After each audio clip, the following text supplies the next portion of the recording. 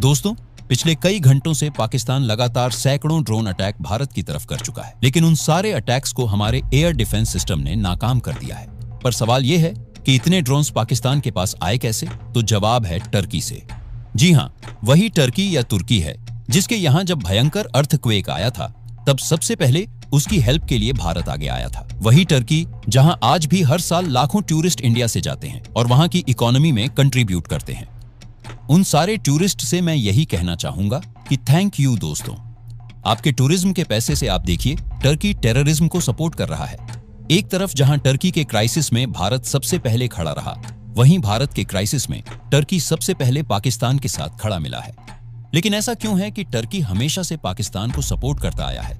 इस वीडियो में वही समझने की कोशिश करेंगे, इसलिए वीडियो को पूरी देखना और चैनल को सब्सक्राइब करके जाना दोस्तों। तो तुर्की और पाकिस्तान के रिश्तों की शुरुआत 1947 में पाकिस्तान के बनने के साथ ही हो गई थी। टर्की उन कुछ गिने चुने देशों में था जिसने पाकिस्तान को सबसे पहले एक आजाद मुल्क के तौर पर मान्यता दी थी। कई लोग इसे इस्लामी भाईचारा मानते हैं, दो मुस्लिम देश, एक धर्म, एक इमोशन। तो क्या सिर्फ वाकई धर्म ही है इस रिश्ते की मेन नींव? 1920 के दशक में जब भारत में खिलाफत आंदोलन चल रहा था, तब भारतीय मुसलमानों ने टर्की के खलीफा के समर्थन में आवाज उठाई थी। यहीं से तुर्की और सबकॉन्टिनेंट के मुसलमानों के बीच एक इमोशनल रिलेशन बन गया, जो बाद में पाकिस्तान बनने के बाद भी कंटिन्यू रहा। अब ये भी जान लेते हैं कि टर्की पाकिस्तान को हथियारों से कैसे मदद करता है। डिफेंस यानी रक्षा क्षेत्र की बात करें तो तुर्की और पाकिस्तान के बीच गहरा सहयोग है। हथियारों की खरीद फरोख्त होती जा रही है। टर्की पाकिस्तान को ड्रोन टेक्नोलॉजी, हेलीकॉप्टर्स और नेवल सिस्टम में मदद करता है। पाकिस्तानी पायलट्स को टर्की में ट्रेनिंग भी दी जाती है। और सबसे मजेदार बात, टर्की और पाकिस्तान दोनों ही चीन के काफी करीबी हैं। तीनों मिलकर भारत के खिलाफ एक स्ट्रेटेजिक घेरा बनाने की भी कोशिश लगातार कर रहे हैं। और अगर बात करें सबसे कंट्रोवर्शियल मुद्दे यानी कश्मीर की, तो भैया ये तो भारत का इंटरनल मैटर है। लेकिन तुर्की के राष्ट्रपति कई बार यूएन और अन्य मंचों पर पाकिस्तान को कश्मीर के मामले में सपोर्ट करते आए हैं। इसके अलावा इससे पहले हुए कई युद्धों में भी टर्की ने पाकिस्तान को सपोर्ट किया है। बात करें 1965 और 71 के वॉर की, तो टर्की ने पाकिस्तान को मोरल सपोर्ट दिया था कि भाई तू लड़, तेरा भाई तेरे साथ खड़ा है। कारगिल 1999 के दौरान भी तुर्की ने पाकिस्तान के पक्ष में बयान दिए थे। पुलवामा अटैक 2019 के बाद भारत के बालाकोट स्ट्राइक को तुर्की ने इंडिया का अग्रेशन कहा था और पाकिस्तान की बात की उनको सपोर्ट किया। 2023 के बाद टर्की ने लगातार OIC organisation of Islamic operation जैसे मंचों पर कश्मीर का मुद्दा उठाया है और हर बार भारत ने कड़ी प्रतिक्रिया भी दी है।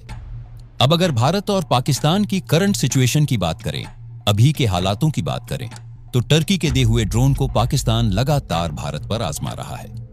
हमारे 36 शहरों को उसने उसी ड्रोन से टारगेट किया है। इन ड्रोनर्स की पहचान एसिस गार्ड सोनघर या बेयर एक्टर TB2 के रूप में की गई है।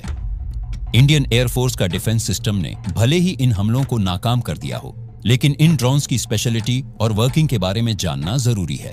बेयर आफ्टर drones medium height, long duration drones हैं जो 24 घंटे तक फ्लाई कर सकता है। रेंज इनकी 300 किलोमीटर तक है। 150 किलो का ये पेलोड ले सकता है। यह भी लेजर गाइडेड स्मार्ट म्यूशन से लैस हो सकता है। ये सटीक निशानों के लिए हेल्पफुल होता है। इसमें स्पेशल इलेक्ट्रो ऑप्टिकल और इंफ्रारेड कैमरास हैं जो पूरे दिन और पूरी रात निगरानी में यूजफुल है।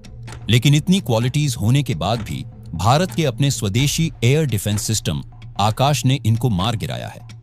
पर सवाल यह है कि एक ऐसे टाइम पर जब वॉर चल रहा है, वहां तुर्की जैसा देश हमारे ही दुश्मन की हेल्प में लगा है।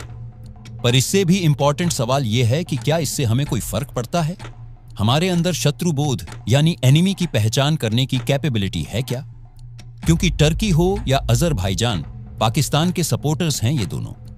एक कॉमन सिटीजन के तौर पर क्या हम ये जानते भी हैं कि इन देशों में जब हम घूमने जाते हैं तो हमारा ही पैसा इनडायरेक्टली इनकी इकोनॉमी बढ़ाता है और फिर उसी से यह वो ड्रोन बनाकर पाकिस्तान को देता है जो वो हम पर उड़ाते हैं। रशिया, टर्की और ईरान के बाद इंडिया अब अजरबैजान में टूरिज्म का चौथा सबसे बड़ा सोर्स है। 2024 में वहां 2,43,000 लोग गए थे। 2023-24 में टर्की में 3,36,000 लोग गए घूमने।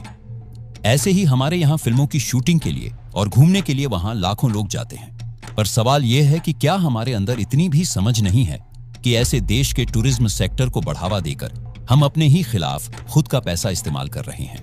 वेल दोस्तों, आप ही बताइए कि क्या ये सब जानने के बाद भी एक आम भारतीय तुर्की यानी टर्की के प्रति या फिर हर उस देश के प्रति अपनी सोच को बदलेगा जो ऐसे डिफिकल्ट टाइम में भारत के दुश्मन का सपोर्ट कर रहे हैं?